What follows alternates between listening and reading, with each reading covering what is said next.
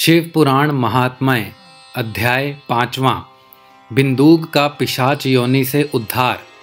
सूत जी बोले, शौनक, एक दिन चंचुला आनंद में मग्न उमा देवी के पास गई और दोनों हाथ जोड़कर उनकी स्तुति करने लगी।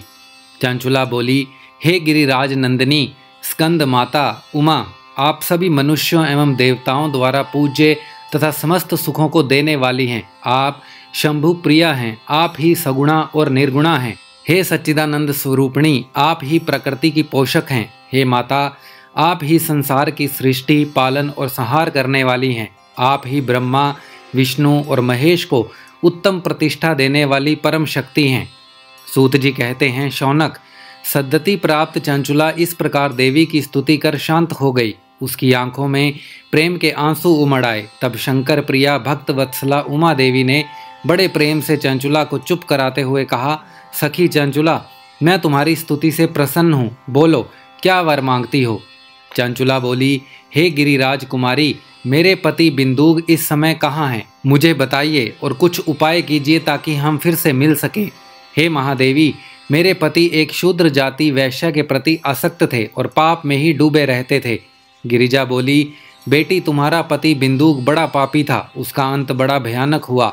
वैश्य का उपभोग करने के कारण वह मूर्ख नरक में अनेक वर्षों तक अनेक प्रकार के दुख भोग कर अब शेष पाप को भोगने के लिए विंध्य पर्वत पर पिशाच की योनि में रह रहा है।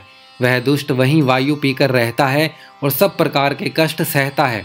सूत जी कहते हैं, शौनक, गौरी देवी की यह बात सुनकर चंचुला अत्यंत दुखी हो गई। फिर मन को किसी तरह स्थिर करती हुई दुखी हृदय से माँ गौरी से उसने एक बार फिर पूछा, हे महादेवी, मुझ पर कृपा कीजिए और मेरे पति का अब उद्धार कर दीजिए। कृपा करके मुझे वह उपाय बताइए जिससे मेरे पति को उत्तम गति प्राप्त हो सके। गौरी देवी ने कहा, यदि तुम्हारा पति बिंदुग शिव पुराण की पुण्यमयी उत्तम कथा सुने तो वह इस दुर्गति को पार करके उत्तम गति का भागी हो सकता है। अमृत के समान मधुर गौरी देवी का यह वचन सुनकर चंचुला ने दोनों हाथ जोड़कर मस्तक झुकाकर उन्हें बारंबार प्रणाम किया तथा प्रार्थना की कि मेरे पति को शिव पुराण सुनाने की व्यवस्था कीजिए। ब्राह्मण पत्नी चंचुला के बार बार प्रार्थना करने पर शिव प्रिया गौरी देवी ने भगवान शिव की महिमा का गान करने वाले गंधर्वराज तुम्बोरो को बुलाकर कहा, तुम्बोरो, तुम्हारी भगवान शिव में प्रीति है। तुम मेरे मन की सभी बातें जानकर मेरे कार्यों को सिद्ध करते हो। तुम मेरी इस सखी के साथ विंध्य पर जाओ। वहाँ एक महाघोर और भयंकर पिशाच रहता है। पूर्व जन्म में वह पिशाच बिंदुग नामक ब्राह्मण मेरी इस सखी चंचुला का पति था। वह वैश्यगामी हो गया। उसने स्नान संध्या आदि नित्य कर्म छोड़कर अपवित्र रहने लगा। क्रोध के कारण उसकी बुद्धि भ्रष्ट हो गई। दुर्जनों से उसकी मित्रता तथा सज्जनों से द्वेष बढ़ गया था। वह अस्त्र शस्त्र से हिंसा करता, लोगों को सताता और उनके घरों में आग लगा देता था। चांडालों से दोस्ती करता व रोज शाम वैश्या के पास जाता था। पत्नी को त्याग कर दुष्ट लोगों से दोस्ती कर उन्हीं के संपर्क में रहता था। वह मृत्यु तक दुराचार में फंसा रहा। मृत्यु के बाद उसे पापियों के भोग स्थान यमपुरी ले जाया गया। वहां घोर नरकों को सहकर इस समय वह विंध्य पर्वत पर पिशाच बनकर रह रहा है और पापों का फल भोग रहा है। तुम उसके सामने परम पुण्यमयी पापों का नाश करने वाली शिव पुराण की दिव्य कथा का प्रवचन करो।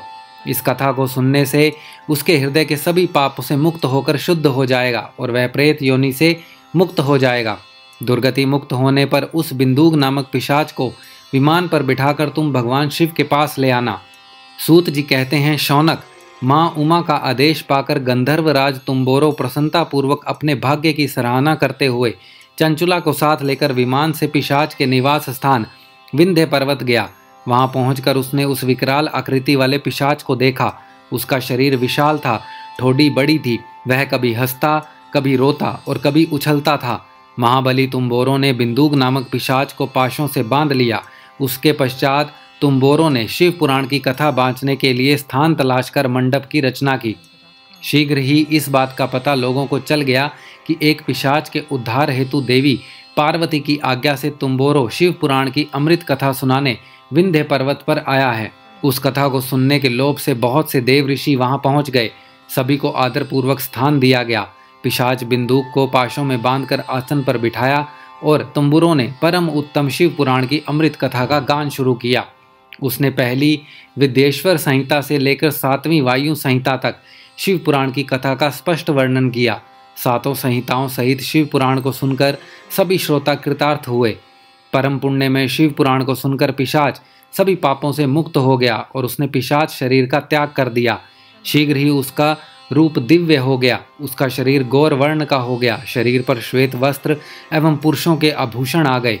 इस प्रकार दिव्य देहधारी होकर बिंदुक अपनी पत्नी चंचुला के साथ स्वयं भी भगवान शिव का गुणगान करने लगा। उसे इस दिव्य रूप में देखकर सभी को बहुत आश्चर्य हुआ। उसका मन परम आनंद से परिपूर्ण हो गया। सभी भगवान महेश्वर के अद्भुत चरित्र को सुनकर कृतार्थ हो उनका यशोगान करते हुए अपने अपने धाम को चले गए। बिंदुक अपनी पत्नी चंचुला के साथ विमान में बैठकर शिवपुरी की ओर चल दिया।